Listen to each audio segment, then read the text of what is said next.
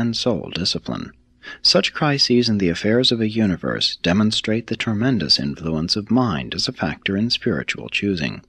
Education, training, and experience are factors in most of the vital decisions of all evolutionary moral creatures, but it is entirely possible for the indwelling spirit to make direct contact with the decision-determining powers of the human personality, so as to empower the fully consecrated will of the creature to perform amazing acts of loyal devotion to the will and the way of the Father in Paradise. And this is just what occurred in the experience of Amadon, the modified human associate of Van. Amadon is the outstanding human hero of the Lucifer Rebellion. This male descendant of Andon Infanta was one of the 100 who contributed life plasm to the prince's staff, and ever since that event he had been attached to Van as his associate and human assistant. Amadon elected to stand with his chief throughout the long and trying struggle, and it was an inspiring sight to behold this child of the evolutionary races standing unmoved by the sophistries of Dalagastia, while throughout the 7-year struggle he and his loyal associates resisted with unyielding fortitude all of the deceptive teachings of the brilliant Caligastia. Caligastia, with a maximum of intelligence and a vast experience in universe affairs, went astray, embraced sin. Amadon, with a minimum of intelligence and utterly devoid of universe experience, remained steadfast in the service of the universe and in loyalty to his associate. Van utilized both mind and spirit in a magnificent and effective combination of intellectual determination and spiritual insight, thereby achieving an experiential level of personality realization of the highest attainable order. Mind and spirit, when fully united, are potential for the creation of superhuman values, even Urantia realities. There is no end to the recital of the stirring events of these tragic days, but at last the final decision of the last personality was made, and then, but only then, did a Most High Evidentia arrive with the emergency Melchizedeks to seize authority on Urantia. The Caligastia panoramic reign records on Jerusalem were obliterated, and the probationary era of planetary rehabilitation was inaugurated. 4. The Caligastia 100 after rebellion. When the final roll was called, the corporeal members of the prince's staff were found to have aligned themselves as follows. Van and his entire court of coordination had remained loyal. Ang and 3 members of the Food Council had survived. The Board of Animal Husbandry were all swept into rebellion, as were all of the Animal Conquest advisors. Fad and 5 members of the educational faculty were saved. Nod and all of the Commission on Industry and Trade joined Caligastia. Hap and the entire College of Revealed Religion remained loyal with Van and his noble band. Lut and the whole Board of Health were lost. The Council of Art and Science remained loyal in its entirety, but Tut and the Commission on Tribal Government all went astray. Thus were 40 out of the 100 saved, later to be transferred to Jerusalem, where they resumed their paradise journey. The 60 members of the planetary staff who went into rebellion chose Nod as their leader. They worked wholeheartedly for the rebel prince, but soon discovered that they were deprived of the sustenance of the system life circuits. They awakened to the fact that they had been degraded to the status of mortal beings. They were indeed superhuman, but at the same time material and mortal. In an effort to increase their numbers, Dalagastia ordered immediate resort to sexual reproduction, knowing full well that the original 60 and their 44 modified Andonite associates were doomed to suffer extinction by death sooner or later. After the fall of Dalmatia, the disloyal staff migrated to the north and the east. Their descendants were long known as the Nodites, and their dwelling place as the land of Nod.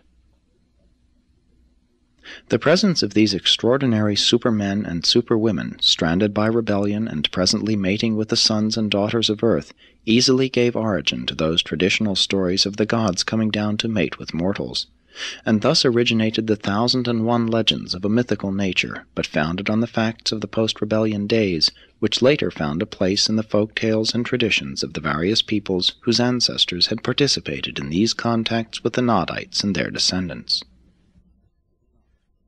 The staff rebels, deprived of spiritual sustenance, eventually died a natural death, and much of the subsequent idolatry of the human races grew out of the desire to perpetuate the memory of these highly honored beings of the days of Caligastia.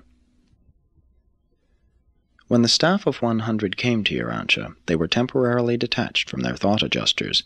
Immediately upon the arrival of the Melchizedek receivers, the loyal personalities, except Van, were returned to Jerusalem and were reunited with their waiting adjusters.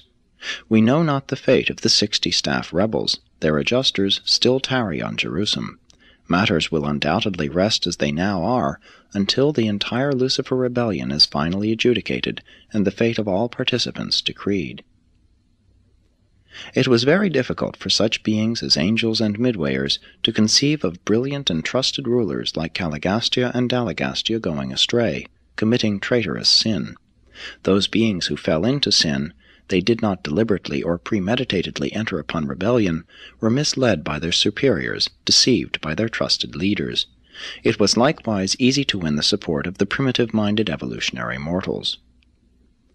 The vast majority of all human and superhuman beings who were victims of the Lucifer rebellion on Jerusalem and the various misled planets have long since heartily repented of their folly, and we truly believe that all such sincere penitents will in some manner be rehabilitated and restored to some phase of universe service when the Ancients of Days finally complete the adjudication of the affairs of the Satania rebellion, which they have so recently begun.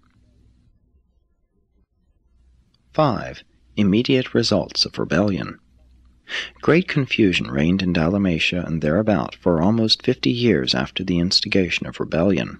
The complete and radical reorganization of the whole world was attempted. Revolution displaced evolution as the policy of cultural advancement and racial improvement.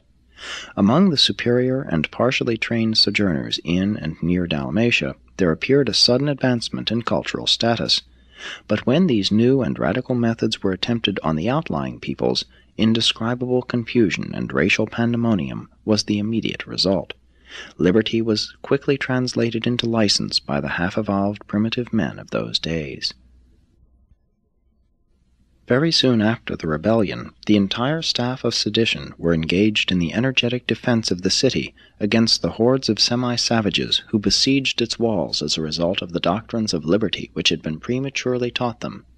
And years before the beautiful headquarters went down beneath the southern waves, the misled and mistaught tribes of the Dalmatia hinterland had already swept down in semi-savage assault on the splendid city, driving the secession staff and their associates northward.